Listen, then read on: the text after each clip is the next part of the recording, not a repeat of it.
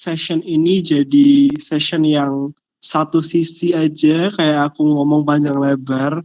Aku mau kita ada interaksi, jadi nanti mungkin di tengah-tengah aku bakal nanya-nanya kalian juga. Feel free untuk on mic, feel free untuk balas di chat juga karena aku bakal baca anyway. Kalau masalah on cam atau enggak itu terserah kalian. Kalau mau on cam biar kenalan sama yang lain gak apa-apa, tapi kalau misalnya sinyal lagi lemah atau kayak gimana juga gak masalah. Jadi ya have fun aja ya, nyantai aja gitu. Jadi oke, itu aja buat intermezzo, mungkin kita bakal mulai. Aku bakal jelasin dua sesi pada malam hari ini, tapi tenang aja nggak akan lama-lama, paling 45 menit sampai sejam aja. Pertama, ya seperti apapun di permulaan pasti ada yang namanya kontrak ya, sama kayak kuliah, ada kontrak kuliah. Jadi kita juga bakal memulai session coaching ini dengan kontrak terlebih dahulu, jelasin mekanisme metode kita latihannya kayak gimana, peraturan-peraturannya kayak gimana dan lain sebagainya. Terus yang kedua, aku mau refresh sedikit materi tentang UDU Camp kemarin, sama sekalian ada tambahan-tambahan sedikit materi yang lebih heavy ya, yang lebih kontekstual kepada debat parlemen kita. Oke, I hope teman-teman excited, jadi kita langsung mulai aja. Next run. Oke, kita start dari yang awal-awal. Oh ya, BTW kalau misalnya aku ngomongnya kecepatan atau kayak gimana, atau ada yang nggak dipahami, feel free langsung komen di chat aja ya. Nanti aku bakal baca, jadi kayak kalau ada yang nggak paham, biar nggak nunggu lama-lama, langsung potong aja nggak apa-apa, atau kayak aku ngomongnya kecepatan, atau aku putus-putus, nyantai aja, potong aja nggak masalah. Pertama tentang kontrak coaching ya, UDC 2023 sampai 2024, berarti ini yang bakal berlaku sampai satu periode ke depan latihannya teman-teman. Ada 3 poin yang aku mau highlight. Pertama ialah weekly practice yang akan diadakan 1 kali dalam seminggu. Weekly practice ini aku mau jelasin beberapa hal, aku harap teman-teman paham dan take notes on this ya. Soalnya ini penting banget buat kelancaran kita coaching. Yang pertama, jadwal hari dan waktu itu akan ditentukan dengan polling.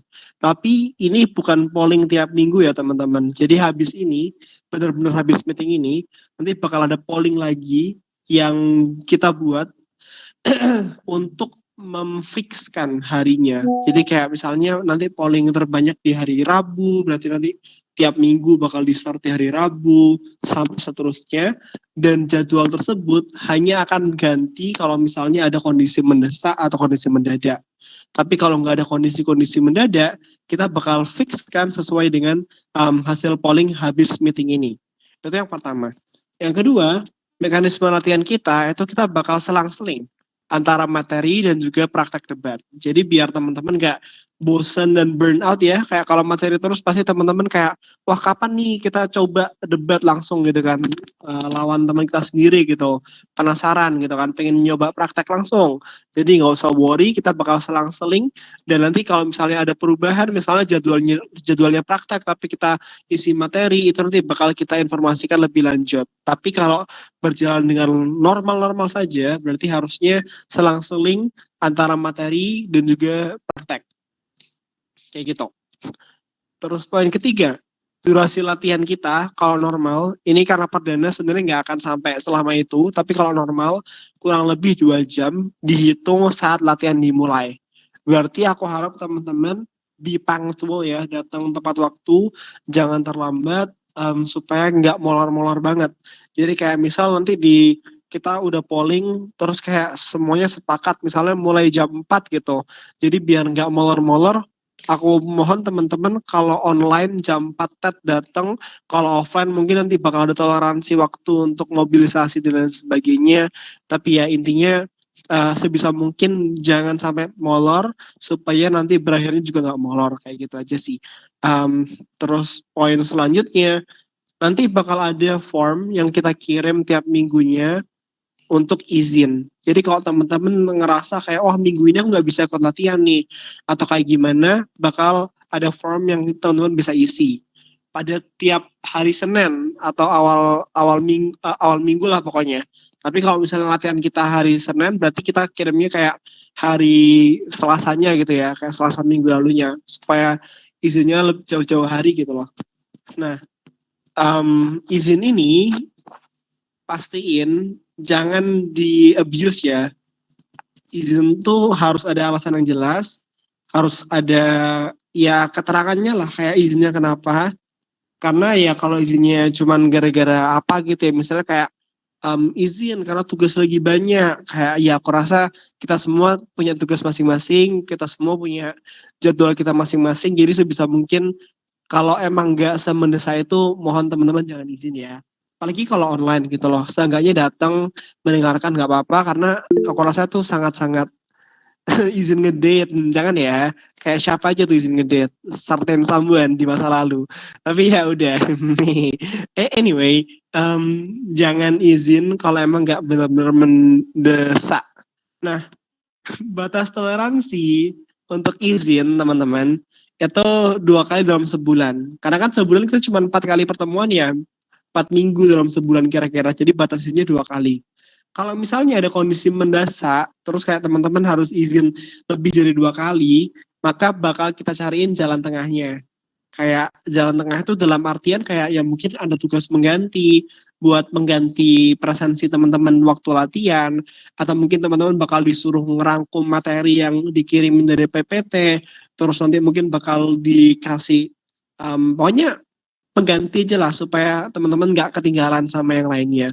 Karena aku rasa kalau teman-teman emang mau daftar di UDU komitmen ke debat dan pengen berprestasi pastinya, kayak ya pasti ada yang harus dikejar lah. Dan aku harap teman-teman semua saling kejar-kejaran. Karena ya yang kita inginkan itu teman-teman nggak cuman di sini sebagai teman biasa, organisasi biasa, kalau bisa ada jiwa kompetitif tumbuh di antara kalian, kayak nggak mau kalah sama yang lainnya. Terus yang terakhir, libur kita kalau weekly practice normalnya itu di minggu-minggu ujian dan juga libur semester. Jadi kayak nggak usah worry, jadwalnya emang sebenarnya nggak sepadat itu, renggang banget. Jadi kayak kalau udah renggang tapi masih banyak izin itu sangat disayangkan ya. Jadi kayak mohon teman-teman kalau emang nggak ada yang mendesak banget, kalau bisa datang jangan izin, karena ya ilmunya jadi kayak apa ya, eman aja gitu. Kalian udah daftar di sini kan pengen dapat benefit-benefit yang kemarin udah dipaparkan sama pemateri kita waktu UDU Camp ya, kayak waktu Mas Janu jelasin, terus Mas Landri sama Pak Soeb jelasin benefit-benefit perdebatan, teman-teman bakal lebih kerasa kalau teman-teman aktif gitu loh. Jadi ya kayak gitu. Nah, terus ada good news nih juga buat teman-teman ya. Ini nggak tahu kepastiannya, mungkin nanti bakal dikabarin sama Ibu Presiden kita, Ibu Stefani. Tapi sebenarnya kita juga bakal mengevaluasi di tiap pertemuan, dan nanti beberapa orang yang dirasa aktif banget itu bakal kita upayakan untuk turun lomba dibayarin sama UDU, nothing tulus, dapat experience aja. Kalau misalnya kalian, wah kak aku takut nih turun lomba, kayak ya gak usah takut lah ya. Kayak ya namanya pengalaman pertama gitu kan, apalagi dibayari gitu, kayak nothing tulus banget gitu. Just enjoy aja, anggap aja itu sebagai pengalaman lebih lanjut, dan aku harap itu juga menumbuhkan apa namanya semangat teman-teman buat latihan, karena tiap latihan pasti bakal kita evaluate. Dan ya, nggak dipaksa buat menang kok, santai aja. Yang kita mau cuma teman-teman dapat pengalaman real dari berdebat tuh kayak gimana. Alhamdulillah kalau bisa menang, kalau dapat juara itu bonus lah ya, tapi pengalamannya yang nomor satu. Dan kalau misalnya teman-teman nanti kayak apa ya, kayak kebetulan nggak bisa ikut lombanya dan sebagainya, yaitu kita bahas nanti ya kalau emang udah jadi proposalnya bakal pass gitu, ada dananya, kita turunin lomba, pasti kita bakal tanya dulu buat konsen teman-teman mau turun atau enggak. Tapi kita bakal prioritasin yang benar-benar aktif pastinya, karena ya gitulah. Tapi tenang aja, proposal ini bakal berkelanjutan kok. Kayak misalnya lomba berikutnya ada lagi, ya kita evaluasi lagi yang naik turunnya kayak gimana. Jadi kalau misalnya kalian let's say tidak terpilih untuk lomba pertama, no worries, masih banyak lomba lainnya, lomba debat tuh banyak banget. Jadi ya udah gitu aja. Intermezzo buat kontrak coaching kita yang pertama, tentang poin weekly practice. Yang kedua, untuk masalah coach. Kayak Uducamp kemarin, teman-teman udah tahu kalau coach kita ada dua, ada coach Landry sama ada coach Jano. Nah, coach ini itu jadwalnya kalau normal itu kita undang sekitar 1 kali dalam sebulan. Jadi kayak kalau ada, tapi jangan sampai teman-teman datang waktu ada coachnya aja ya, karena latihan sama senior itu juga aku rasa bermanfaat banget. Cuman kalau ada coach diusahakan juga jangan izin, eman banget udah ada coach kita undang, tapi kalau nggak datang eman. Tapi yang harus di take note adalah jumlah latihan dengan coach ini bakal sangat tentatif. Tergantung availability coachnya dan juga tergantung duit udu juga pastinya. Jadi kayak ya wes lah, itu tentatif banget. Tapi kalau dalam kondisi normal ya kita bakal usahain undang coach 1 bulan sekali. Tersenyum, gak apa-apa, full senyum. Terus yang terakhir buat kontrak, jadwal latihan intensif untuk lomba. Jadi kalau teman-teman mau daftar lomba gitu ya, kan pastinya tidak mungkin lomba tidak ada persiapannya. Jadi bakal ada latihan intensif untuk lomba spesifik. Itu berbeda dengan weekly practice, itu dipisah dengan weekly practice, nanti kita jadwalkan lagi dengan orang-orang yang bakal turun lomba. Jadi kayak misal nanti dari UNESA ngirim 3 tim gitu ya buat turun lomba, 3 tim ini bakal dapat pelatihan khusus, pelatihan intensif sendiri, dengan intensitas yang berbeda. Nah, apabila ada lomba saat libur semester, ini mungkin jadi poin penting, pastinya kita tetap bakal jadwalkan beberapa latihan meskipun harusnya itu libur semester. Soalnya kan nggak mungkin kita lomba, nggak mungkin kita bisa ngatur tanggal lombanya kan. Jadi kalau ketepaan ada lomba waktu libur semester, ya kita tetap harus latihan di libur semester, tapi tenang aja nggak akan sepadat itu, kita bakal sesuai dengan kebutuhannya. Terus yang kedua, intensitas jumlah latihan intensif itu tergantung tingkat perlombaannya yang diikuti. Kalau lombanya tingkat nasional gede gitu ya, kayak let's say NUDC, KDMI, IFAT, NOVAT, ALSA UI gitu ya, itu nama-nama lomba yang prestigious banget, lomba-lomba besar, pasti intensitas latihannya bakal beda. Sama kalau misalnya lomba-lomba yang quote unquote kecil tapi juga masih bagus gitu, pasti beda intensitasnya. Jadi ya itu aja buat di take note. Nah, itu aja sih buat kontrak yang aku mau jelasin. Sebelum kita lanjut ke materi ya teman-teman, ada yang mau tanyain dulu nggak soal kontraknya ini sebelum kita lanjut? Karena kita bakal, sesi berikutnya kita bakal refresh materi sedikit, dan aku tambahin sedikit materi pendalaman. Tapi sebelum kita lanjut, supaya clear dulu di awal nih, tentang kontraknya dulu, ada yang mau tanya nggak? Aku kasih waktu beberapa saat. Oke, boleh. Salwa Nurhaliza. Ya, permisi bertanya Kak. Sebelumnya terima kasih atas kesempatannya untuk bertanya. Apabila ada kayak telat-telat gitu, kalau datang latihan gimana Kak? Semisal telatnya itu karena kelas mungkin, jadi kelasnya tiba-tiba mundur dan kelasnya belum selesai, jadi nggak bisa tepat waktu, kayak gitu apakah masih bisa dimaafkan ya? Terima kasih. Oke, tentu bisa ya. Apalagi kalau kelasnya dadak banget, dosennya yang rada gitil gitu, terus kayak dia mundurin kelasnya tiba-tiba, pasti bisa. Tapi pastiin jangan tiba-tiba menghilang dan telat, pastiin izin juga. Jadi kayak kabarin aja lah kalau misalnya ada mau izin telat dan sebagainya. Jadi di form izin itu nanti bukan cuma izin tidak masuk, tapi kalau mau izin telat pun juga bisa. Jadi kayak gitu. Dan pastiin aja kayak notify aja loh, kayak kasih tahu aja gitu ke siapapun lah, mungkin ke temennya atau mungkin ke kakak seniornya kalau ada yang kenal gitu kan, kayak kasih tahu aja, sorry kak, ini ada kelas jam sekian dada banget, jadi kayaknya aku telat gitu, nggak masalah, yang penting masih dapat ilmunya juga kan nanti gitu. Soalnya kan kita kalau sesi latihan paling kalau praktek debat juga awalnya kan praktek tapi feedbacknya kan di akhir. Terus kalau materi ya materi telat-telat dikit nggak masalah lah. Mungkin masih ada beberapa yang bisa diserap dan recordannya juga nanti bakal ada, bisa dilihat lagi, jadi nggak masalah. Ada pertanyaan lagi yang lain? Oke, terima kasih Kak. Oke, thank you Salwa. yang lainnya selain Salwa mungkin?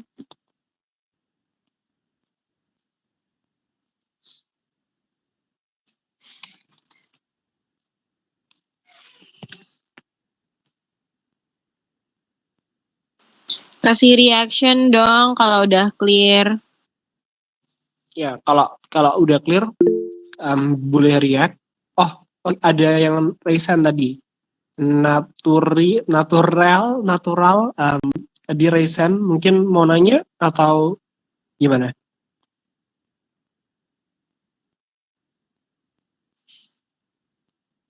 Kepencet tuh ya wes lah, gak apa-apa. Oke, aman. Ini ada yang nanya nih, Jayatri. Izin tanya, kalau sumpama izinnya lebih dari 2 dalam sebulan bakal ada hukuman kah? Kalau dibilang hukuman sih enggak.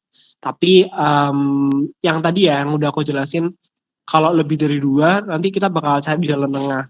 Mungkin dikompensasi dengan tugas atau dikompensasi dengan kita suruh ngerangkum atau bikin video apa gitu yang berhubungan dengan materi kita minggu itu, atau materi-materi yang ketinggalan. Cuman ya kalau masalah hukuman sebenarnya kalau hukuman langsung nggak ada ya. Cuman pastinya karena tadi ya ada proposal kita bakal nurunin lomba gitu. Kalau izinnya banyak kan pasti bakal di prioritize aja. Tapi ya itu nggak masalah, bisa bounce back. Kalau misalnya tugas-tugas yang dikerjain, kalau misalnya kelihatan niat untuk yaudah aku mau compensate izinku dengan tugas gitu, itu bakal masih diapresiasi dan chance-nya masih gede. Jadi gitu sih. Oke, aku harap itu menjawab ya, Jayatri.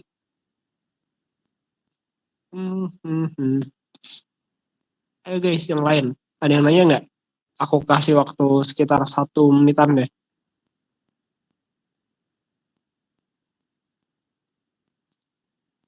Kelamaan sih kalau 1 menit kayaknya. 30 detik.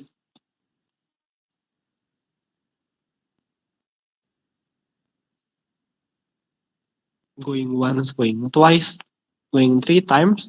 Oke, kalau emang clear kontraknya, aku harap teman-teman di sini ada sekitar 40 orang di sini udah take notes tentang kontrak coaching kita seperti apa, tata caranya seperti apa, mekanismenya seperti apa, udah clear. Jadi kita bisa next berikutnya ya. Oke, Rani next. Oke, kita refresh materi sedikit untuk BP format. Sebelum kita ke next slide, aku mau interact dengan teman-teman ya. Aku harap teman-teman ngasih respons karena ini penting juga. Apa yang teman-teman ingat tentang format perdebatan British Parliamentary yang udah dijelasin di UDUCAM kemarin? Nggak cuma British Parliamentary deh. Apapun yang teman-teman ingat di UDUCAM tentang mekanisme debat, tentang cara bikin argumen mungkin atau apapun itu, boleh siapapun jawab di chat atau mau on mic juga nggak masalah. Jadi kayak ya jawab aja supaya lebih clear teman-teman.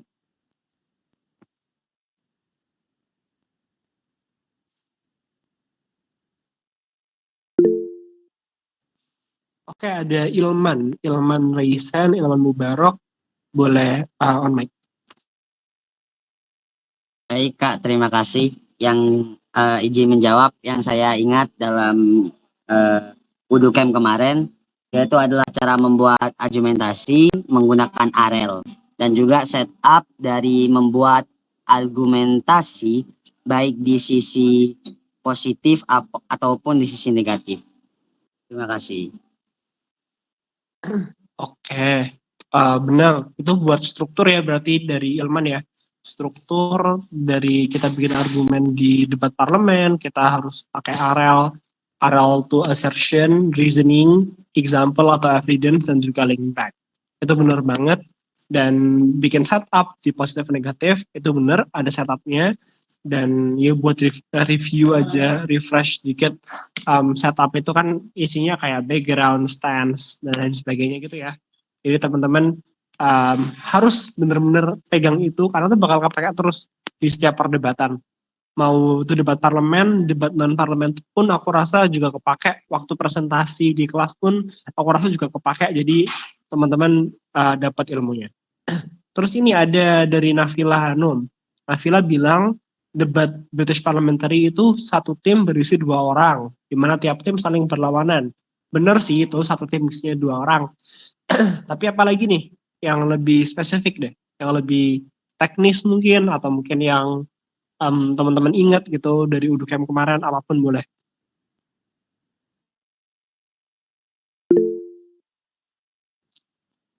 Ada yang raise hand, Ayu, boleh Ayu, silahkan.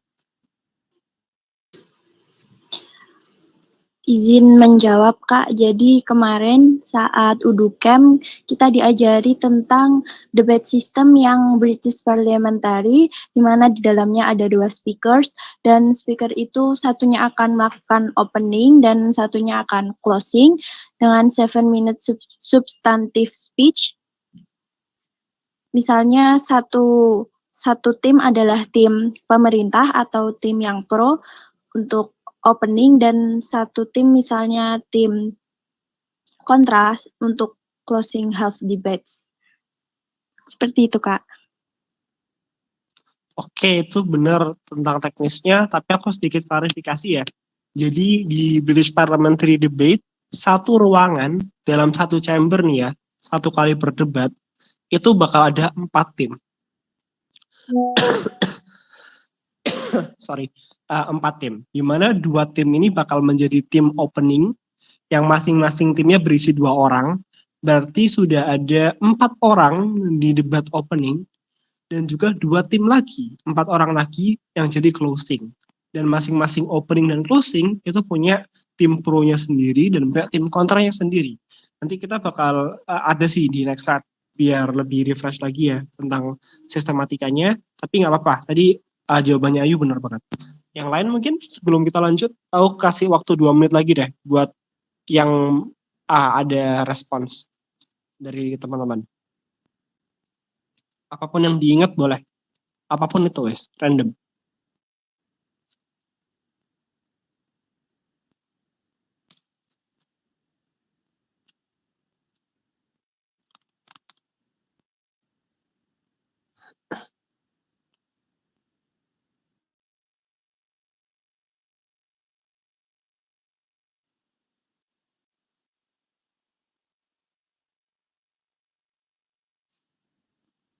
Cara biar yang tinggi adalah membuat argumentasi yang lebih detail dan kompleks dari tim lawan. Itu benar. Ya itu benar. Dan sebenarnya itu bakal juga apa yang aku perdalam lagi sih, apa yang aku perdalam di meeting kita malam ini ya. Gimana sih caranya kita bisa menang di debat British Parliamentary, yang bakal dinilai itu apa sih? Itu nanti kita bakal jelasin lebih lanjut. Ini bagus banget sih. Sudah mulai ke spoiler ya tentang apa yang kita bakal bahas malam ini. Thank you Nafila. Salah, nama timnya biasa disebut government dan opposition. Benar, biasa disebut government sebagai tim pro, opposition sebagai tim kontra. Tapi jangan lupa ada opening dan closing. Berarti bakal ada opening government, ada closing government, ada juga opening opposition dan juga closing opposition. Kalau di bahasa Indonesia biasanya disebut pembuka pemerintah, pembuka oposisi, penutup pemerintah, dan juga penutup oposisi. Benar-benar. Thank you Salah. Oke, 1 menit lagi sebelum kita lanjut ke next slide.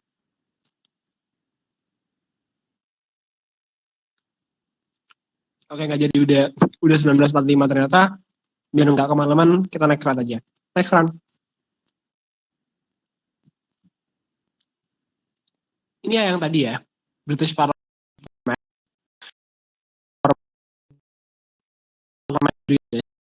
Itu ada 4 tim, yang masing-masing kota itu timnya ya. Ada government dan juga opposition. Dan urutan majunya itu zigzag.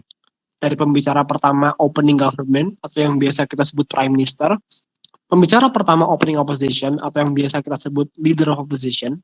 Pembicara kedua dari tim opening government atau pembuka pemerintah, yang biasa kita sebut deputy prime minister, kalau di bahasa Inggris saya ini ya PTW. Terus pembicara kedua, opening opposition yang biasa kita sebut deputy leader of opposition. Pembicara pertama dari tim closing government yang biasa kita sebut member of gov. Pembicara pertama dari closing opposition yang kita sebut member of opposition. Lalu pembicara kedua dari tim closing government yang kita sebut government whip. Dan juga pembicara terakhir atau pembicara kedua dari tim closing opposition yang biasa kita sebut opposition whip. Jadi majunya zigzag dan peraturannya masing-masing speaker maksimal ngomong selama 7 menit 20 detik. Kalau di bawah 7 menit 20 detik gimana? Apakah ada penalti? Kalau dibilang penalti sih nggak ada ya.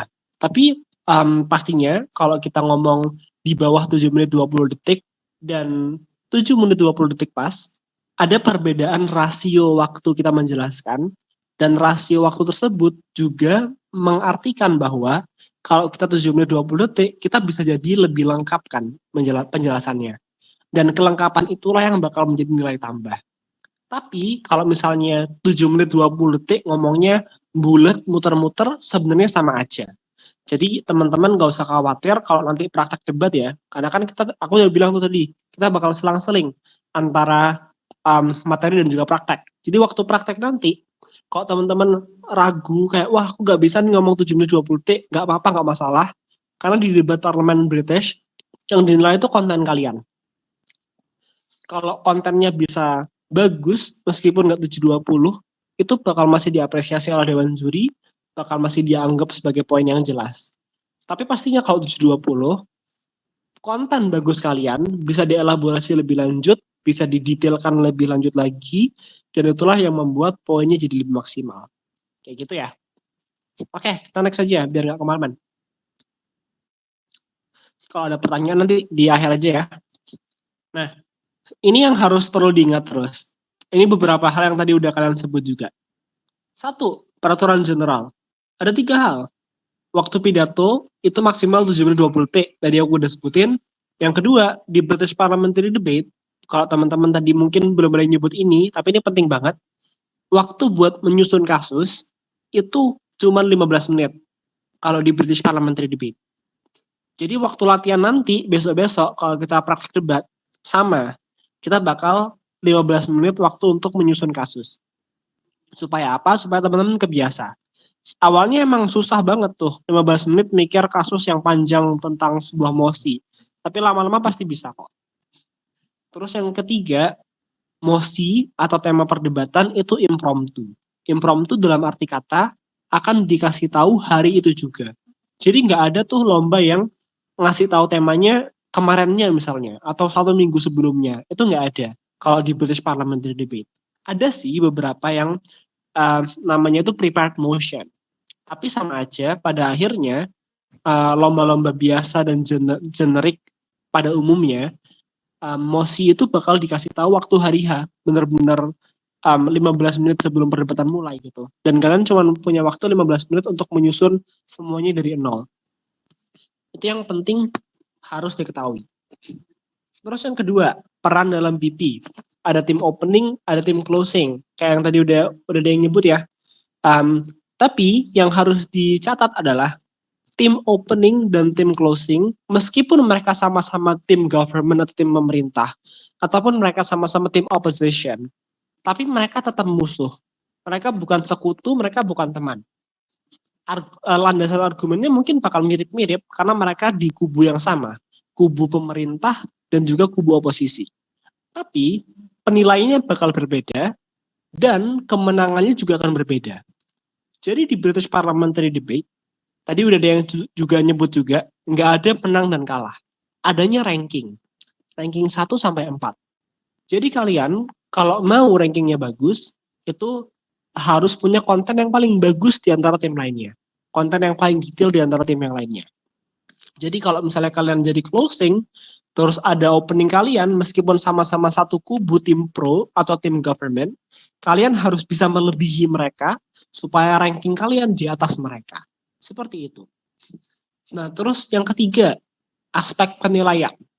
Aspek penilaian yang kita nilai itu biasanya ya yang tadi ya, ini juga udah ada di UduCamp kok. Ini aku refresh dikit aja. Ada argumen, ada rebuttal atau respon, dan juga ada logika berpikir.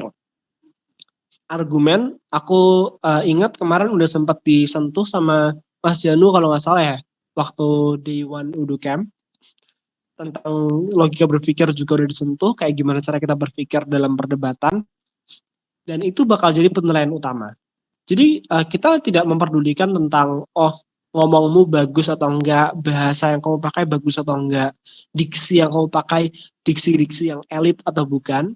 Yang penting adalah logika berpikir dan juga argumennya. Tapi yang lainnya yang penting juga adalah rebuttal atau respon. Karena tanpa rebuttal atau respon, pastinya kalian nggak akan bisa mengalahkan tim lawan, terutama di sisi yang berbeda dengan kalian. Kayak gitu. Terus yang terakhir, apa yang tidak boleh dilakukan saat berdebat di British Parliamentary Debate? Yang pertama, jangan membawa hal yang tidak relevan. Jadi kalian harus memastikan semua konten kalian itu relevan dengan mosi, tidak mengandung unsur-unsur lainnya seperti unsur-unsur misalnya ya, jangan sampai ada unsur kebencian, unsur anarki, unsur-unsur sara, itu kalau bisa dihindari, karena yang kita nilai itu kontennya, yang relevan dengan mosinya, bukan seberapa agresif kalian dalam berpidato atau berorasi gitu. Jadi kayak ya udah nggak apa-apa, nyantai aja, pidato di depan ngomong, selama poinnya bagus tetap akan dikredit. Terus yang kedua yang nggak boleh dilakukan, jangan terlalu terpaku pada kutipan tertentu. Apa maksudnya kutipan tertentu? Kutipan tertentu di sini aku merujuk kepada undang-undang misalnya, atau kata-kata para ahli, atau jurnal-jurnal literatur, atau misalnya ya kayak buku-buku apapun itu yang di luar sana yang kalian baca. Jangan hanya mengutip, tapi analisa isinya. Itu yang kita lakuin saat berdebat. Jadi kayak nggak boleh tuh waktu debat kayak berdasarkan undang-undang ABCDFG gitu. Karena kita bukan debat hukum, tapi kita debat parlemen. Kalau debat hukum mungkin kalian menyebutkan undang-undang bakal dihitung sebagai kontribusi. Tapi kalau di debat parlemen, yang dihitung sebagai kontribusi adalah logika berpikir di balik undang-undang tersebut. Jadi lebih baik kalian analisa daripada kalian cuma mengutip kutipan dari buku atau jurnal yang pernah kalian baca. Kayak gitu.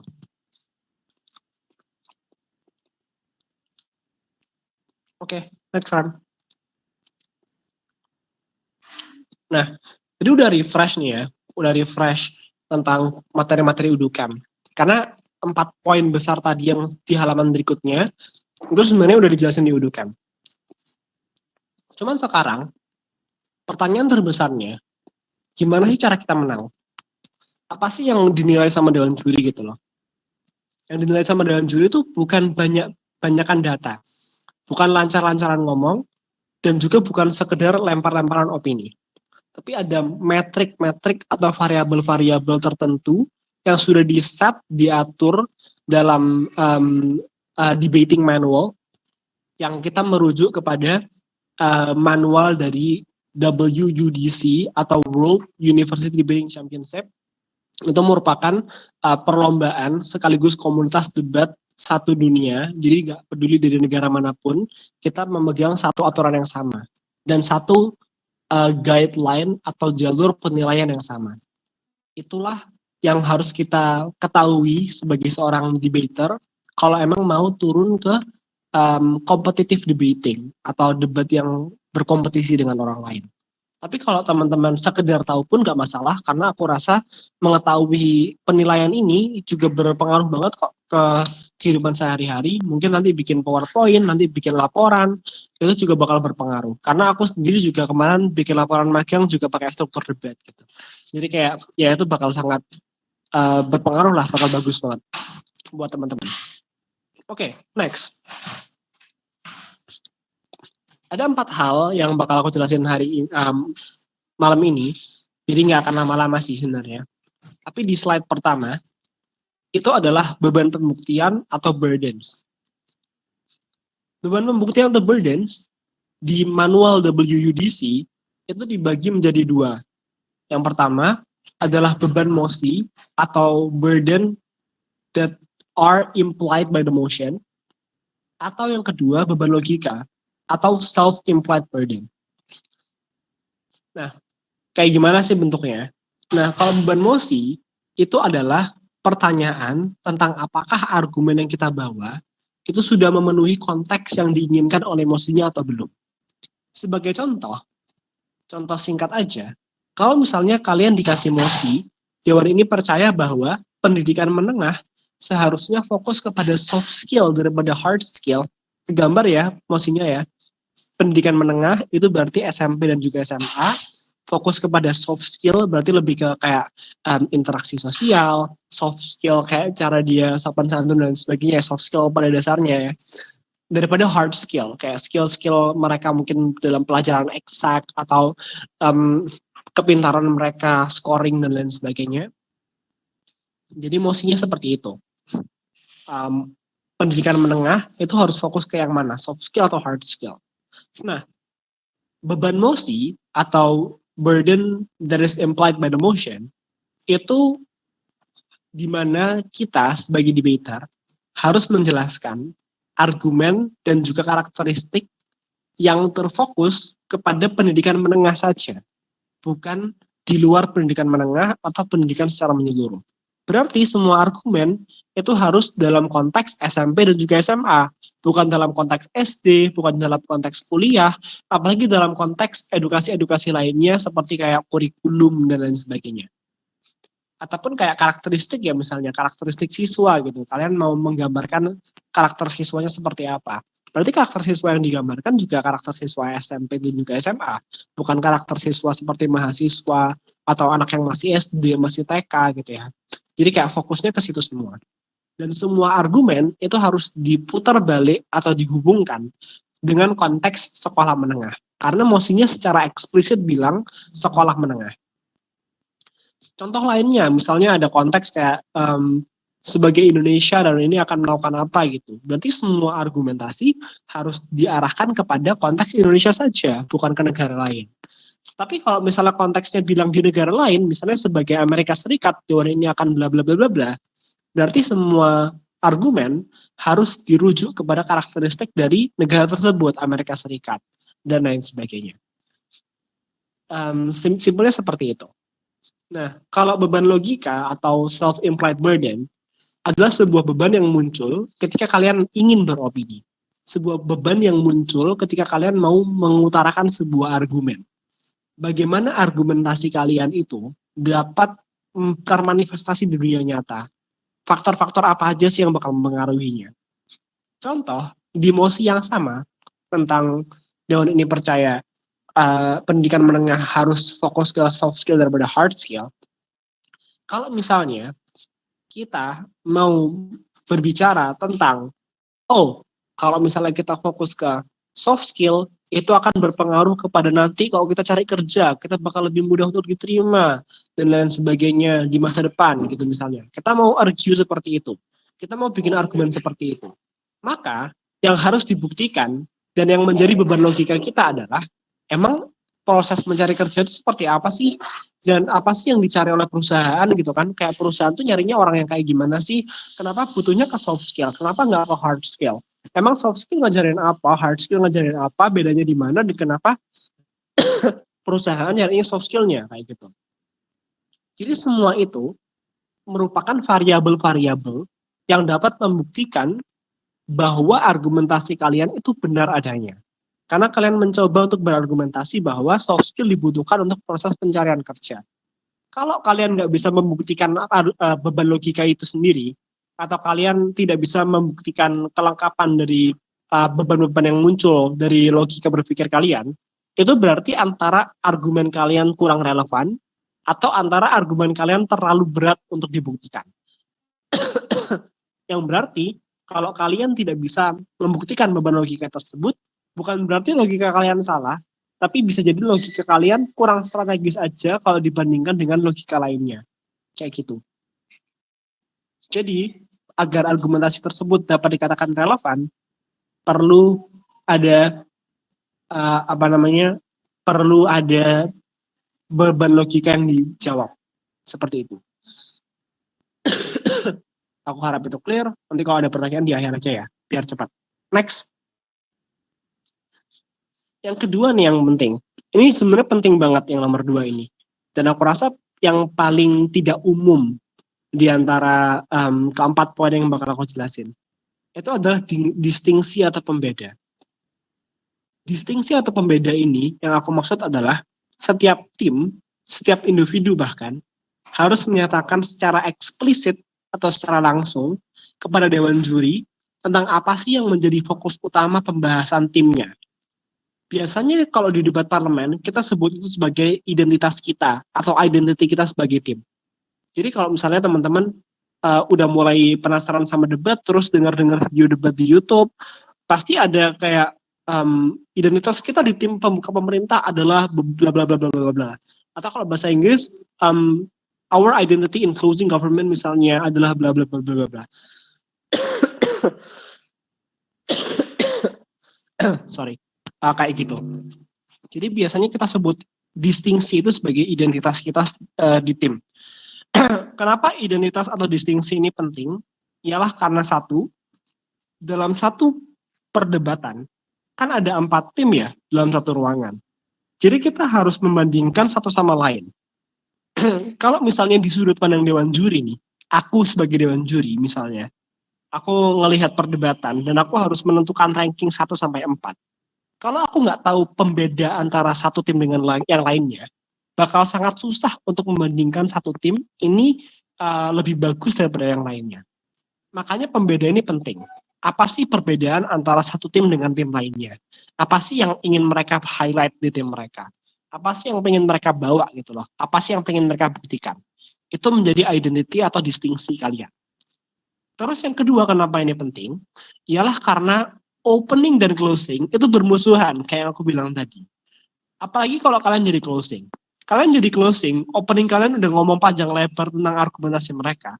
Kalau nggak ada distingsi yang jelas tentang apa sih yang beda antara kalian dengan opening, bisa jadi argumen kalian mirip-mirip dengan depan. Dan kalau mirip-mirip dengan depan, pastinya ranking kalian nggak akan bisa di atas opening kalian. Itu yang biasa kita sebut dengan derivative argumentation.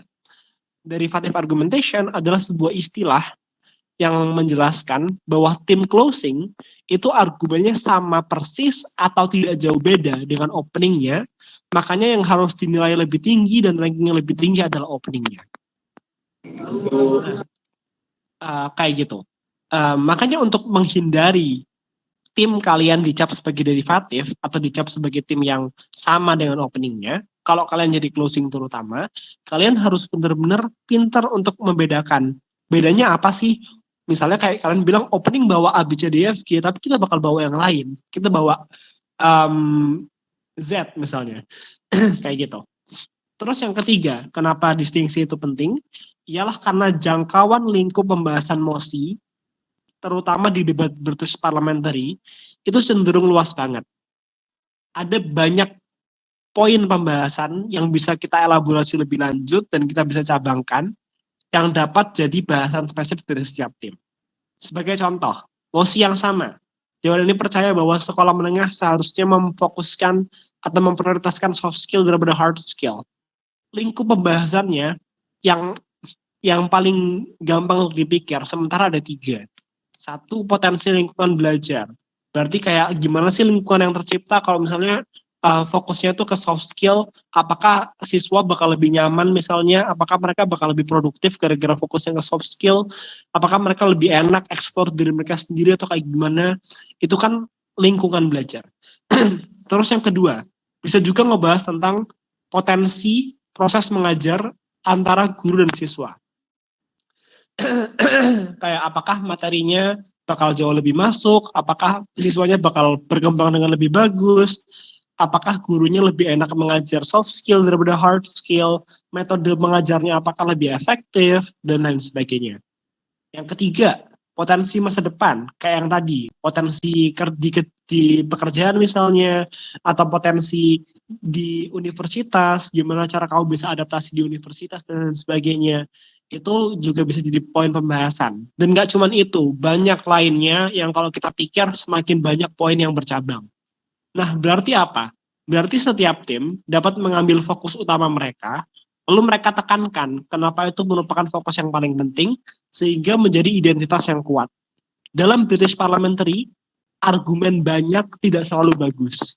Argumen yang bagus adalah argumen yang terkristal atau terfokuskan kepada satu identitas yang jelas dan juga sinkron. Makanya, distingsi itu penting banget. Jadi kayak misal ya, aku di tim opening, aku mau bilang, identitas kami di tim pembuka pemerintah adalah dua hal. Satu, kami akan menjelaskan tentang potensi lingkungan belajar antar siswa. Yang kedua, kita akan menjelaskan tentang potensi proses pengajar antar guru dan siswa. Terus closingnya juga bisa bilang, oke, opening udah bawa poin 1 dan 2, tapi kita akan membawa tentang potensi masa depan. Dan kenapa potensi masa depan ini lebih penting daripada argumentasi yang udah dibawakan sama tim opening. Kayak gitu gambaran kasarnya. Karena setiap tim punya fokus yang berbeda, dinamikanya semakin luas, dan itu bakal membuat debatnya semakin bagus. Kayak gitu. Oke, next. Yang ketiga, elaborasi. Elaborasi, kayak yang mungkin teman-teman udah sering dengar, elaborasi itu adalah gimana cara kalian mendetailkan atau menjabarkan sebuah argumen. Karena kan argumen itu merupakan opini pribadi ya, kayak opini kita tentang sebuah mosi.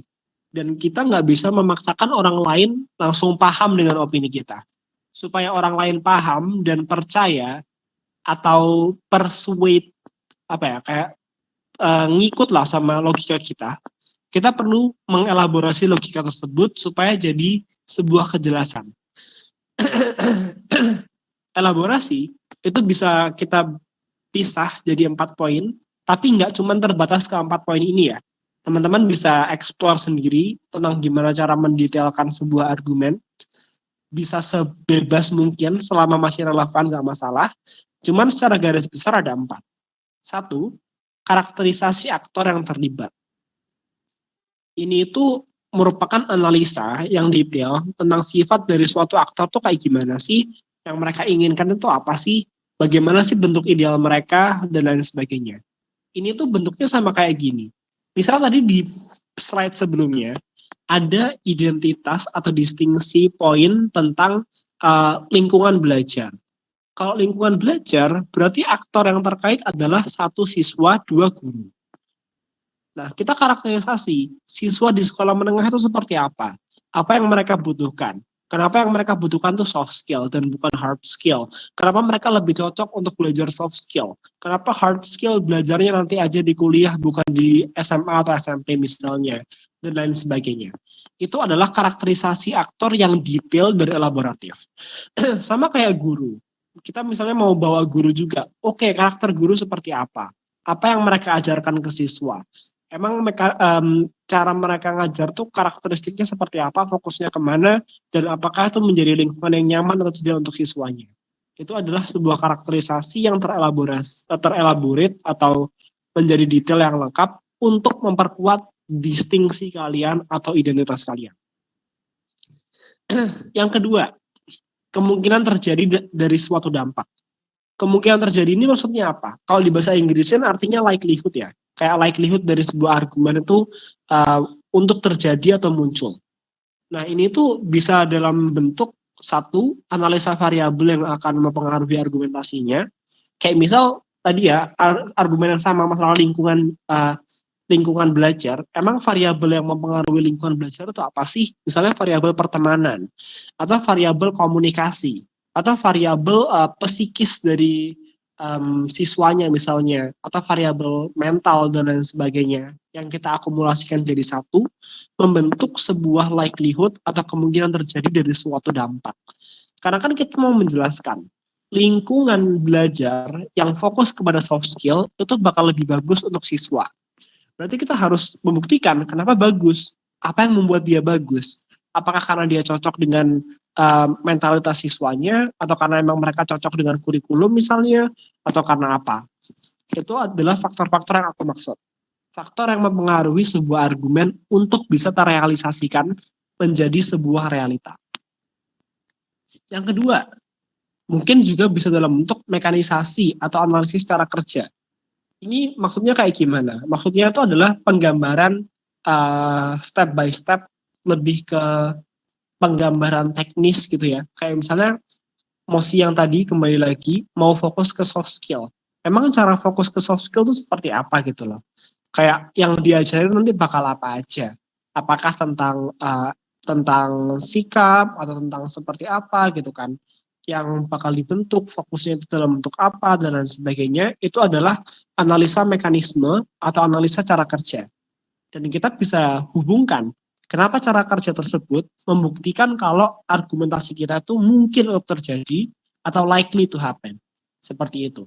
Tapi nggak cuma itu, banyak yang lainnya yang bisa kita lakukan untuk membuktikan kemungkinan terjadi atau likely dari sebuah argumen. Makanya aku taruh dan lain-lain atau DLL. Yang ketiga, derajat kepentingan dari sebuah argumen. Derajat kepentingan maksudnya adalah analisis dan juga pengutaraan secara eksplisit tentang kenapa sebuah argumen itu penting untuk dibahas. Analisa keseluruhan kesesuaian konteks dengan Mosi ataupun status quo, apakah argumentasi kita tuh udah cocok atau belum gitu loh sama Mosinya.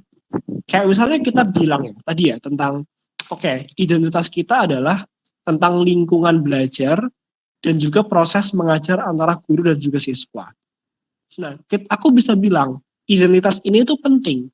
Soalnya Mosinya adalah tentang edukasi. Dan dalam edukasi yang paling penting itu adalah proses mengajarnya dan bukan hal lainnya. Misalnya kayak gitu. Itu adalah secara eksplisit aku jelaskan kalau proses mengajar ini merupakan hal yang sangat penting. Tapi yang harus dipahami, nggak boleh cuma bilang gitu doang. Nggak boleh cuma bilang oke, ini penting, tapi perlu dijabarkan kenapa itu penting. Kenapa proses mengajar itu penting. Misalnya, karena proses pengajar yang menentukan nanti anak-anak ini lulus seperti apa. Proses mengajar juga menentukan kenyamanan, dan kenyamanan menentukan produktivitas dari siswa. Proses mengajar juga penting soalnya apa gitu, untuk edukasi dan sebagainya. Kayak gitu. Jadi kalian jelaskan kenapa argumentasi kalian atau identitas kalian ya secara garis besar, itu merupakan identitas yang penting untuk dibahas, lebih penting dari identitas manapun. Barulah poin terakhir, perbandingan dengan identitas lain atau tim lain. Karena setiap tim pasti punya identitas mereka sendiri. Jadi kalian harus bandingkan kenapa identitas kalian itu lebih penting daripada identitas tim lawan kalian gitu. Nah, pastinya perbandingan ini itu bisa terjadi secara diagonal maupun vertikal. Kayak ya mau kalian misalnya kalian closing government, kalian bandingkan dengan opening government kalian, kenapa argumentasi kalian itu lebih penting secara identitas. Kalian juga bisa bandingkan ke tim oposisi, baik oposisi pembuka maupun oposisi penutup, opening opposition maupun closing opposition. Kalian bandingin kenapa identitas kalian itu paling penting untuk dibahas dari berbagai macam variabel. Dan perbandingan sekali lagi nggak boleh cuman asal bilang ini lebih penting daripada itu, ini lebih penting daripada itu, ini lebih penting daripada itu. Harus ada analisisnya. Apa yang membuat itu lebih penting, variabel apa yang membuat itu lebih penting, dan lain sebagainya. Kayak gitu. Oke, next. Ini terakhir sih tentang respons. Respons, kemarin aku rasa udah disentuh sedikit sama Mas Janu ya tentang rebuttal. Rebuttal kan ada A-, ada moreover, ada even if. Tapi aku mau jabarin sedikit tentang respon di dinamika British Parliamentary. Response atau rebuttal memiliki nilai yang sama dengan argumen. Berarti jangan ragu untuk membawa respon yang banyak. Tapi harus relatif ya. Jangan sampai respon itu melebihi argumentasi kalian. Soalnya identitas tim kalian itu di argumen, bukan di respon. Kalau identitas tim kalian cuma direspon, mentok-mentok kalian bakal jadi ranking 2. Karena kalian nggak ada identitas solid yang bisa dijual ke dewan juri. Cuman kalian bisa menghancurkan identitas lawan kalian aja. Berarti bakal ada satu orang yang identitasnya lebih kuat daripada kalian, dan itu bakal melebihi kalian pastinya. Makanya harus relatif aja. Cuman respon itu sama-sama pentingnya, soalnya ya respon itu juga cara untuk membandingkan kalian dengan tim lainnya. Kalau nggak ada respon, kalian nggak bisa bandingin dong secara otomatis. Kalau kalian tidak merespon tim lawan, kan nggak bisa bandingin kenapa identitas kalian lebih penting daripada tim lawan gitu kan. Terus yang kedua, apabila nggak ada respon, sama sekali maka tim kalian bakal dianggap dismissive atau dianggap tidak engage kepada debatnya. Ini buruk, soalnya kalau tim kalian sampai dianggap dismissive, ranking kalian terancam. Kalau kalian dianggap dismissive, meskipun argumentasi kalian bagus, kalian nggak akan bisa masuk ke dinamika perdebatannya, dan ada yang disebut sebagai alienisasi dalam perdebatan British parliamentary. Alienisasi adalah ketika kalian berdiri sendiri, benar-benar nggak ada engagement atau nggak ada sambungannya dengan perdebatan 3 tim lainnya. Kalian benar-benar satu gitu aja, dan itu sangat beresiko. Resikonya, kalau argumentasi kalian ketepaan bagus, kalian bisa dapat first. Tapi kalau argumentasi kalian ketepaan nggak sebagus itu, auto dapat nomor 4 alias fourth, ranking 4. Soalnya kalian tidak engage kepada perdebatan yang sudah ada, kalian tidak menyambungkan atau membandingkan case kalian dengan case dari tim-tim lainnya. Yang ketiga, point respon itu juga penting untuk menonjolkan identitas kalian. Kalau nggak ada respon, sekali lagi kalian nggak akan bisa menunjukin ke dewan juri kenapa kalian yang paling penting. Nah, beberapa bentuk dari respon tuh nggak cuma tentang rebuttal ya teman-teman, tapi banyak bentuknya. 1, bisa jadi kalian respon dalam bentuk klarifikasi. Klarifikasi ini maksudnya apa? Klarifikasi adalah bentuk respon yang mana kalian cuman nge-point out atau menunjukkan ke dewan juri kalau argumen lawan lo ada beban-beban atau burdens yang tadi di awal ya, slide 1 tentang cara memenangkan yang belum mereka jawab. Misal tadi, lawan kalian ada yang bawa, soft skill akan berpengaruh ke proses penerimaan kerja. Tapi mereka nggak jelasin kayak gimana, maka kalian bisa klarifikasi. Klarifikasi dewan juri, tim pemerintah misalnya, cuma menjelaskan output, tapi nggak ada penjelasan di balik output tersebut kenapa mungkin untuk terjadi. Mereka nggak jelasin gimana sih proses proses penerimaan kerja, makanya argumentasi mereka itu cenderung asumtif dan tidak relevan. Itu adalah klarifikasi. Jadi kalian cuma menunjukkan ke dewan juri kalau poin mereka ini loh masih ada burden atau beban yang belum kejawab. Poin mereka ini loh susah banget buat dibeli. Poin mereka ini loh nggak jelas, atau poin mereka ini loh kenapa gitu. Ada kekurangan lah dalam poin mereka, itu yang disebut sebagai klarifikasi. Ini juga penting, soalnya klarifikasi itu bisa menurunkan identitas tim lawan kalian. Kalau kalian bisa mengklarify atau mengklarifikasi bahwa identitas tim lawan itu masih banyak burdennya, masih banyak bebannya, berarti poin mereka berat banget buat diangkat, berat banget buat dibeli sama dewan juri. Yang kedua, mitigasi. Mitigasi itu bentuknya adalah respon langsung ya, tapi kalian masih ngeyel. Kayak E- sih, basicnya E-. Jadi kayak mereka ngomong apa, kita bilang enggak kayak gitu. Kalian ngeyel aja lah pokoknya, kayak cara kerjanya tidak seperti itu misalnya, dan lain sebagainya, itu kita sebut sebagai mitigasi. Yang ketiga, bermain skenario. Bermain skenario ini ya, kalian main skenario terbaik dan terburuk. Misalnya lawan kalian skenario terbaiknya argumentasi mereka tentang benefit atau dampak baik itu berjalan. Tapi kenapa itu masih kurang misalnya? Kalian coba untuk buktikan. Basically sama kayak even if ya. Kalau kemarin yang dijelasin Mas Yendo di Uducamp, itu ada even if. Dan even if itu ya seperti itulah. Kalian main skenario.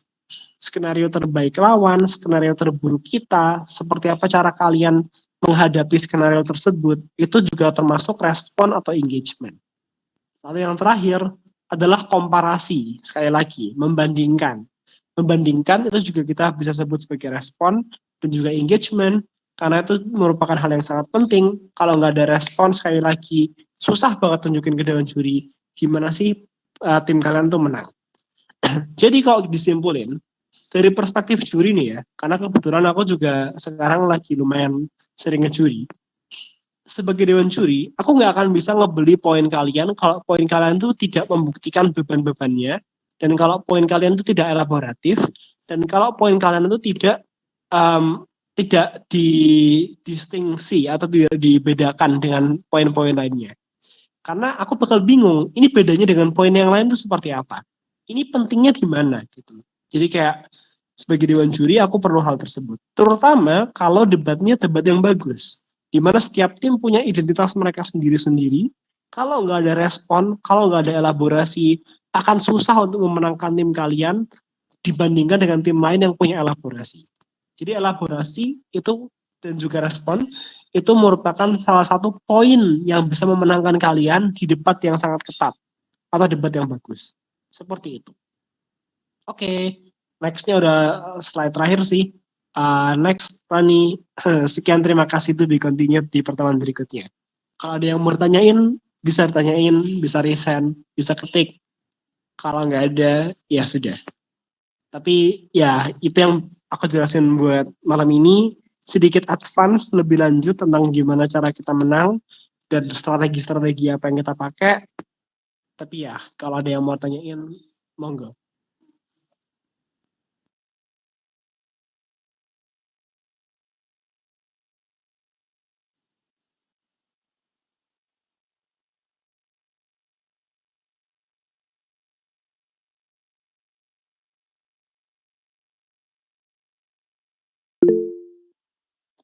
Oke, Salwa Risen. Salwa, boleh on mic. Oke, terima kasih Kak. Izin bertanya. Tadi kan Kakak sempat sebut ya, lebih baik kita menghindari mencantumkan kutipan-kutipan tertentu. Tapi apabila kita kayak ngambil misal kita baca buku, terus kita berargumen itu bukan sesuai kutipannya sih, lebih ke kayak gimana isi buku itu terus kita bawa gitu ke dalam argumennya, kayak gitu bolehkah?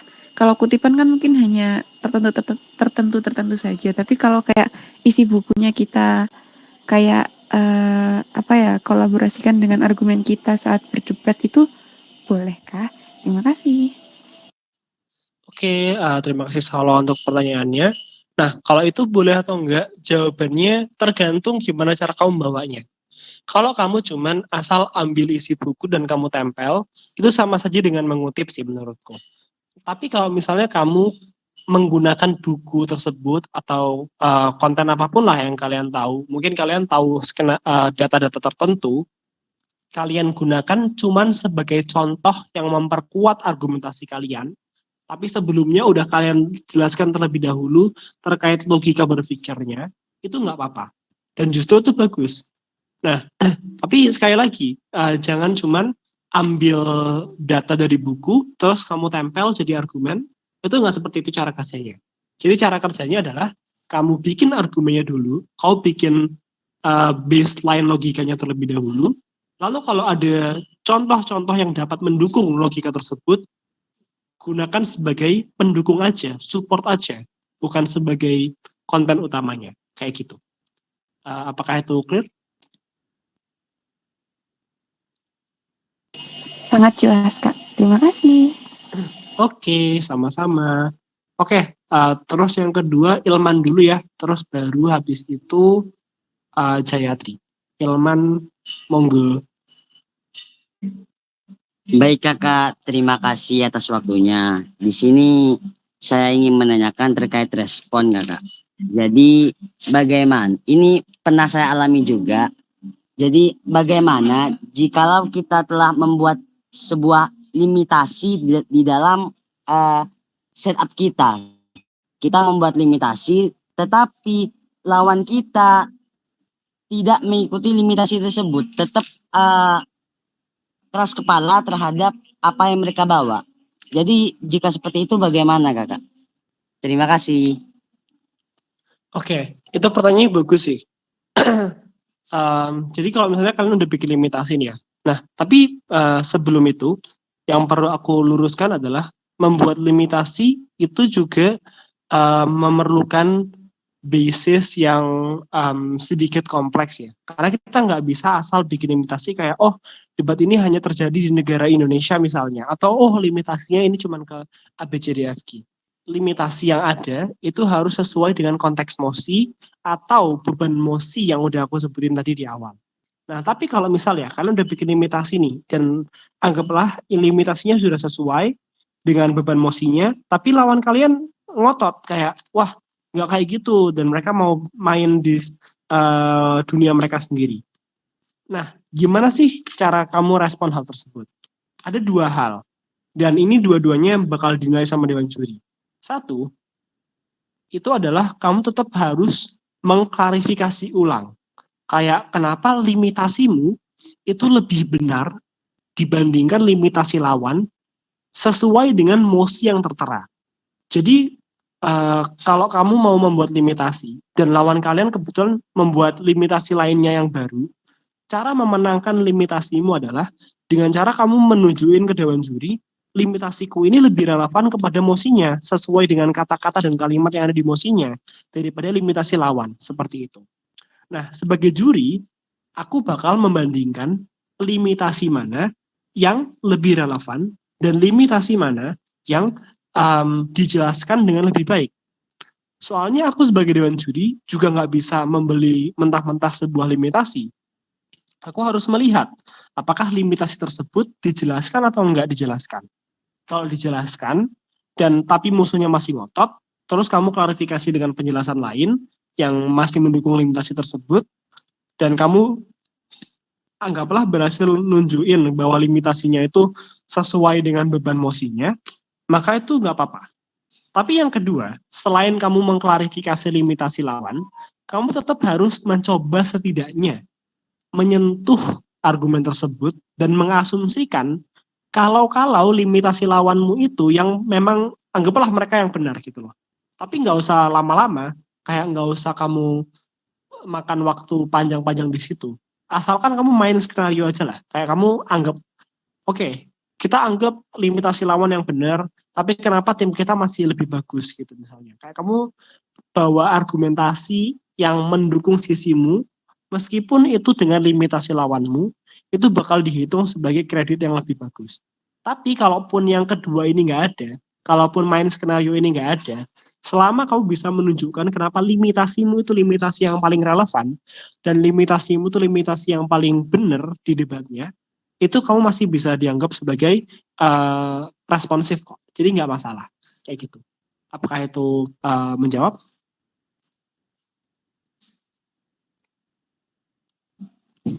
Iya Mas, menjawab. Tapi boleh saya menambah lagi Mas. Maksud Boleh, dari boleh. limitasi yang saya maksud mungkin itu juga termasuk kepada apa yang saya alami. Tapi saya ada satu hal yang nggak bisa itu dipikirkan gitu oleh saya sendiri. Belum sampai ilmunya mungkin Mas. Jadi jika ada tema Mas, itu temanya Disaswold Ben Cigarette Factory gitu Mas. Lalu Oke. saya membuat limitasi, so cigarette what we mean here is illegal cigarette.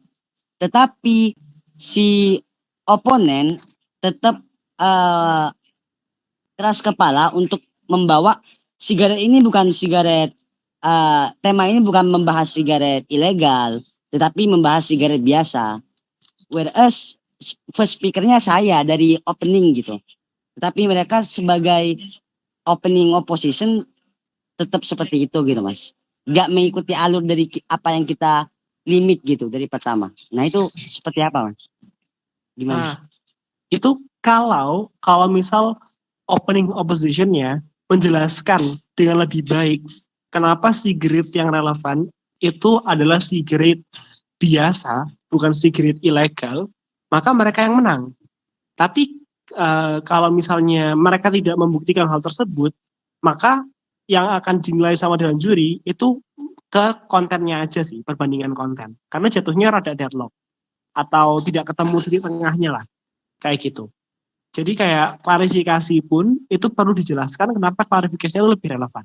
Tapi BTW, kalau dari aku sendiri, karena motionnya di Southwold Band Cigarette Company ya, lebih bagus kalau cigarette-nya itu memang cigarette yang biasa sih. Berarti kamu benar-benar nge-ban semua pabrik rokok yang ada di negara tersebut. Soalnya apa? Soalnya ya kan motionnya tidak menjelaskan tentang illegal cigarette. Tidak ada kata illegal di motionnya. Jadi lebih baik sebenarnya, ini di luar pertanyaanmu ya, ini saran aja pribadi. Kalau motionnya tidak menyebutkan spesifik tentang ilegal, maka gak usah main yang ilegal. Harus main yang lebih netral aja.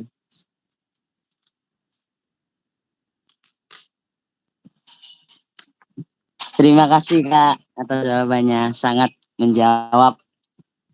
Oke, sama-sama. Oke, sekarang kita ke Jayatri dulu, habis Jayatri baru Danu. Baik, terima kasih Kak atas kesempatannya. Sebelumnya saya mohon maaf kalau pertanyaan saya ini udah dijelaskan di presentasi tadi. Jadi sejujurnya saya tuh belum paham sama konsep tim dan lawan di debat format BP ini. Maksudnya kita tuh nanti setim sama siapa, terus ngelawan siapa. Karena tadi kalau nggak salah kakaknya bilang bahwa kita tuh boleh nyerang argumennya speaker yang setim sama kita. Misal kita berperan sebagai closing government. Nah, kita boleh eh, menyerang argumennya opening government. Nah, itu maksudnya gimana ya, Kak? Kalau sama-sama government, kenapa kita lawan gitu? Kenapa nggak harus saling menguatkan buat menyerang argumen opposition gitu? Terima kasih, Kak. Oke, sama-sama. Nah, ini pertanyaannya bagus, nggak apa-apa. Karena ini biar meluruskan semuanya juga ya, biar lebih clear. Dan jawabannya juga sedikit panjang sebenarnya. Tapi aku bakal buat sesimpel mungkin. Pertama, tadi kan kalau kamu lihat gambarnya di British Parliamentary Debate, itu kan di satu ruangan ada 8 member ya. 8 member yang dibagi ini, thank you Rani gambarnya. Ada 8 orang. 8 orang dibagi jadi kotak-kotak. Ada kotak yang pertama, anggaplah yang kotak kiri atas itu opening government, kotak kanan atas itu opening opposition, kiri bawah itu closing government, dan kanan bawah itu closing opposition. Nah, di sini kalian semua itu musuh. Tidak ada teman, tidak ada lawan. Tim kamu adalah member yang sama dengan kamu. Kayak misal kamu prime minister. Berarti timmu itu cuman deputy prime minister, bukan yang lainnya. Jadi yang saling menguatkan adalah prime minister dan juga deputy prime minister. Sama kayak yang lain. Misalnya kamu jadi member of government. Kamu pembicara pertama dari closing government. Teammate-mu atau timmu itu cuman government whip, yang lainnya adalah musuhmu. Nah, berarti apa? Berarti kamu tugasnya itu sebenarnya bukan menyerang sih, tapi kamu harus bisa menunjukkan kenapa timmu itu yang paling bagus di antara yang lainnya. Karena di sini semuanya musuh. Nggak ada menang, nggak ada kalah, yang ada ranking. Yang mana kamu pasti pengen dapat ranking 1, karena ranking 1 itu poinnya paling tinggi.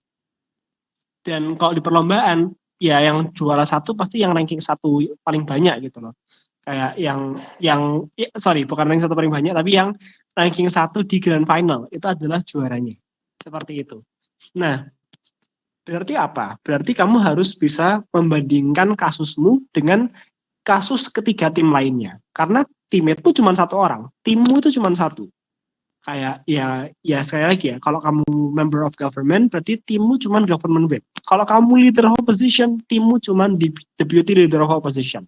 Kalau kamu member of opposition, timmu cuma opposition whip, yang lainnya adalah musuh. Nah, tapi kalau misalnya tadi ya, misalnya kita closing government, apakah kita harus menyerang opening government, dan kenapa kita tidak bekerja sama dan menyerang opposition aja? Sebenarnya kata-kata menyerang opening government ini sedikit salah. Karena yang kita lakukan kalau ke opening government bukan menyerang mereka, tapi cuma menunjukkan ke dewan juri kenapa kita lebih baik. Cuma membandingkan aja. Kayak, oh opening government bawa ini, tapi kita bawa ini, lebih bagus loh dewan juri, kayak gitu. Kalau menyerang dan menyalah-nyalahkan, kayak wah ini argumennya salah dan lain sebagainya, itu cuma boleh ke sisi lawanmu. Berarti kayak kalau kamu tim government, mau kamu opening maupun closing, kalau menyerang atau menjelek-jelekkan itu cuma boleh ke tim opposition. Kalau ke tim yang bangkunya sama atau sama-sama government, cuman beda opening sama closing aja, cuman membandingkan, cuman menimbang kenapa tim kita lebih bagus aja gitu. Nah, apakah tidak soalnya kalau kamu menyerang satu jalur ya, atas bawah kamu nyerang, itu bakal dianggap sebagai knifing atau mematikan sisi sendiri gitu, mematikan sisi government sendiri kayak gitu. Aku harap itu clear, karena menyerang dan membandingkan itu 2 konsep yang berbeda. Kalau kamu sebagai satu tim wajib membandingkan ke semua tim. Ketiga tim lainnya kamu bandingkan. Tapi menyerangnya cuman boleh ke bangku seberang aja. Kalau kamu government, berarti cuman boleh menyerang bangku opposition. Dan sebaliknya, kalau kamu opposition, cuma boleh menyerang bangku government. Tapi kalau membandingkan, itu harus ke 3 tim lainnya. Supaya kamu lebih menonjol dan dapat ranking 1. Seperti itu. Aku harap itu jelas. Apakah itu cukup jelas? Baik, sudah clear Kak. Sudah sangat menjawab. Terima kasih banyak Kak. Oke, buat yang lain juga dicatat ya, biar lebih clear gitu. Jadi kalian tujuan utama di perdebatan BP adalah dapat ranking 1. Oke, orang terakhir yang raise hand, Dianu. Kenapa Dan? Oke, aku mau nanya. Sebenarnya ini simple sih. Kan kalau di rebuttal kan pasti udah ada strukturnya masing-masing kan. Nah, gimana sih cara biar kita tuh udah nyatet banyak poin lawan gitu. Cuma kita nggak berhasil ngeelaborasiin semua poinnya itu loh. Nah, tapi kita cuma berhasil beberapa poin aja gitu. Nah, gimana caranya biar kita tuh bisa nge-point out semua poin lawan yang mau diribat? Atau emang kalau bikin rebuttal tuh harus ada beberapa yang perlu diperhatiin. Misal dari salah satu struktur argumennya, atau kita mungkin kayak lebih nyerang ke beberapa framing atau stance-nya lawan itu gimana, dan biasanya apa sih yang di point out sama juri ketika kita nyampein rebuttal dari lawan. Itu aja sih. Oh, oke. Berarti ini ke rebuttal ya. Pertama, kalau memang bisa, dan sebenarnya ini merupakan skill yang sangat berguna. Kalau lawan lagi berbicara, kamu harus full nyatet supaya nggak ada yang ketinggalan. Jadi kamu bikin rebuttal itu bener-bener kayak sambil nyatet, kayak multitasking dikit sih. Kayak kamu nyatet lengkap, sambil nyatet itu kayak kepikiran, rebuttalnya kayak gini, rebuttalnya kayak gitu. Atau kamu bikin rebuttal ketika teammate-mu maju. Misalnya kamu second speaker ya, first-mu lagi maju, tapi kamu udah punya catatan sebelumnya kayak, lawanku udah bawa ABCDFG, baru kamu respon. Supaya nggak ada yang ketinggalan, supaya nggak ada yang kelewatan. Tapi aku tahu itu susah. Kayak multitasking nggak semua orang bisa. Aku sendiri nggak bisa sebenarnya. Kalau aku bener-bener sing full nyatet sih, terus rebuttalnya impromptu gitu, kayak gak ono catatannya belas carry ya. Tanya nopal kalau nggak percaya. Kayak bener-bener aku tuh kayak gitu. Karena aku nggak bisa multitasking. Nah, tapi berarti pertanyaan keduanya itu benar. Kalau kita tidak bisa multitasking, yang harus kita fokusin tuh apanya? Yang harus kita fokusin tuh 2 hal sih. 1, identitas utamanya. Kayak emangnya yang mau mereka buktikan itu apa? Terus yang kedua, benar kata Stefani, argumen terbesar lawan yang paling membahayakan itu yang mana? Nah, 2 poin itu yang harus kamu catat benar-benar. Jadi kayak misalnya kamu dengerin ya, terus kayak kamu ngerasa, wah ini poin bagus nih, argumen penting banget, kalau nggak aku respon, mereka bisa dapat first. Ya, itu yang kamu respon duluan. Itu yang kamu prioritasin untuk kamu ribat gitu. Nah, di mata Dewan Juri pun, kalau di kayak mata Dewan Juri, sebenarnya argumen yang bakal dihitung sebagai kontribusi utama, itu argumen yang penting. Karena kayak misalnya ya, Prime Minister gitu, bawa berbagai macam argumen. Argumen-argumen yang bakal aku jadiin tipping point kemenangan dari opening government, pasti argumen-argumen yang penting dan terframe dengan baik. Jadi cara kita tahu kayak argumen mana yang membahayakan tim kita, itu ya dengerin aja kayak argumen yang mereka framing dengan capek-capek itu yang mana sih, yang mereka fokusin banget tuh yang mana sih, yang mereka tekenin banget tuh yang mana sih gitu loh. Sama kayak tadi deh, balik motion yang sekolah menengah fokus ke soft skill atau hard skill. Kalau misalnya Prime Minister dari awal udah ngasih framing, kayak ya udah kita mau fokusnya ke lingkungan belajar. Berarti kamu benar-benar respon di lingkungan belajar itu sendiri gitu loh. Dan ya wes, kamu responnya ke situ, fokus, dan kamu berusaha buat ya kalau bisa full structure A- moreover even F. Kalau nggak bisa pun setidaknya kamu bisa weighing itu kayak ya kamu tunjukin kenapa identitas tersebut tidak lebih penting daripada identitasmu. kayak identitas tentang misalnya kamu opposition terus kamu bilang hard skill itu penting untuk survivability siswa di masa depan. Misalnya kayak di kuliah kamu kalau nggak punya basis hard skill yang kuat kamu bakal kelabakan dan lain sebagainya. Terus government-nya bilang enggak, soft skill yang penting. Ya kamu bandingin antara survivability di kamu versus lingkungan di opposition di government. Kenapa survivability lebih penting daripada lingkungan belajar kayak gitu. Jadi kayak weighing aja, kayak mana sih yang lebih penting sebenarnya kayak gitu. Karena weighing itu bisa secara tidak langsung nge-invalidate detail-detail yang muncul. Karena detail kan biasanya kayak perucil kecil gitu ya. Makanya kamu gagal buat nyatat misalnya. Karena kayak mereka cuma ngomongin detail one-liner gitu. Tapi kayak kalau selama kau bisa nge-frame kenapa detail tersebut tidak penting dan kenapa identitas mereka tidak lebih penting dari punyamu, kamu masih bisa menang, masih ada kesempatan menang kayak gitu. Gitu. Oke, clear. Thank you, Mas. Oke, aman. Apakah ada lagi teman-teman yang lain yang ingin ditanyakan? Kita tunggu beberapa saat. Sambil nunggu, mungkin aku minta tolong Rani kirim link absensi. Teman-teman yang hadir, ini ada lumayan banyak, alhamdulillah. Tolong isi link absensi ya. Link absensinya bakal dikirim Rani habis ini.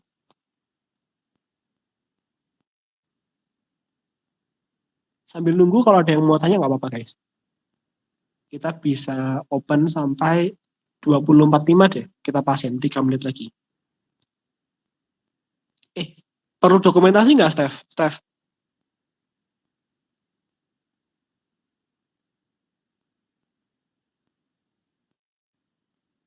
Stepina. Perlu. Ya wes. Oke, kalau perlu berarti habis ini juga kita tutup dengan sesi dokumentasi. Teman-teman bisa tolong on cam sebentar. Dan aku juga minta tolong Rani yang pakai laptop untuk screenshot. Hehe. Kenapa Ran? Bentar Kak, karena aku gabut aku mau nanya. Apa? Tadi kan basically you told us, kakak udah beritahu mengenai konsep what should we do as debater. Nah, our teammate itu kan tadi kan kalau misal dari opening itu ya kalau Prime Minister, timnya juga deputy. Sebaliknya kalau closing itu and etc. My question, semisal nih Kak, worst case nih Kak, katakanlah timnya itu baru dibuat. Terus chemistry-nya kurang. For example, kita tahu standingnya tuh kita seharusnya ini, tapi karena kurang collapse, our first speaker or our second speaker itu bilangnya first speaker tuh bilangnya gini, kita misal pas di second gitu ya, kita tuh kayak sebenarnya yang diarahkan first itu salah. Terus kayak apakah kita as second itu tetap correcting walaupun harus kayak nerabas si first itu, ataukah tetap lanjutin flow-nya aja, ya udah terabas aja ngikutin yang first, udah salah ya udah dicelupin aja gitu. So that's it. Itu ini sih. Pertama, kalau sampai ada ketidakselarasan berarti ada kesalahan waktu case building. Waktu penyusunan kasus ya teman-teman. Jadi pastiin penyusunan kasus 15 menit kalian ada penyelarasan ide. Kayak yang benar seperti apa, arahnya kemana. Paling penting juga identitas kita itu apa. Apa yang mau kita buktikan itu harus udah jelas dari case building. Tapi kalau semisal kejadian amit-amit case building kita udah setuju nih, arahnya ke sini, identitas kita itu ini. Tapi waktu debat tiba-tiba ada yang maju kayak bawahnya, wah kok beda gitu kan dengan apa yang kita bahas di case building. Apa yang harus dilakukan? Sebenarnya tidak baik, ini tidak baik tetepan, tapi untuk mengurangi margin aja, karena aku bakal bilang kalau misalnya emang udah salah ya kemungkinan besar kalau lawannya juga bagus pasti bakal kalah anyway. Tapi untuk mengurangi margin dan supaya skornya tidak jelek-jelek amat, jangan sampai beda. Harus tetap memperkuat. Kayak kamu sebisa mungkin kasih framing atau kasih penjelasan, weighing, kenapa identitas timmu meskipun salah, tapi itu masih bisa dikredit, masih bisa dihitung. Kenapa itu masih penting untuk dibahas? Kayak sebisa mungkin dijelasin aja kayak gitu-gitu ya. Tapi itu amit-amit ya, kalau emang amit-amit salah. Tapi sekali lagi, kalau bisa jangan sampai salah. Waktu case building diselarasin dulu. Kayak arahnya ke sini, kita pengennya ngebahas ini gitu. Identitasnya yang jelas di case building. Seperti itu.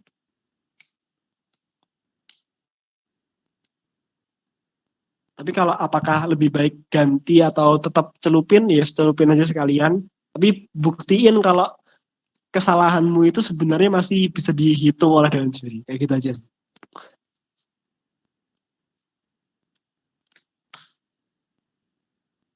Oke, aku harap itu menjawab. Berarti sekarang kita dokumentasi ya guys. On cam guys. Trans screenshot ya. Okay, for everyone except myself, sorry guys. For everyone, please open your camera because we will be doing our documentation.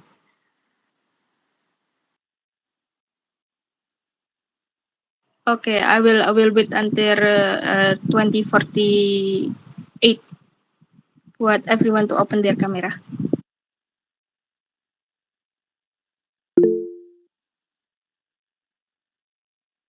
Kak, Izin sebentar Kak, ini untuk pengabsenan jangan ditutup dulu. Masih dalam menggabungkan 2 JPG menjadi 1. Internetnya kurang mendukung. Oke, santai. Yang penting kita dokumentasi dulu guys, foto dulu guys, yuk.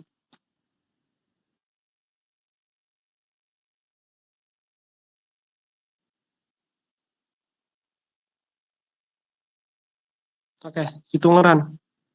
okay, we will be starting. Everyone give me your best smile. I will start counting. So 1, 2, and 3. Okay. Satu lagi berpose 1, 2, and 3.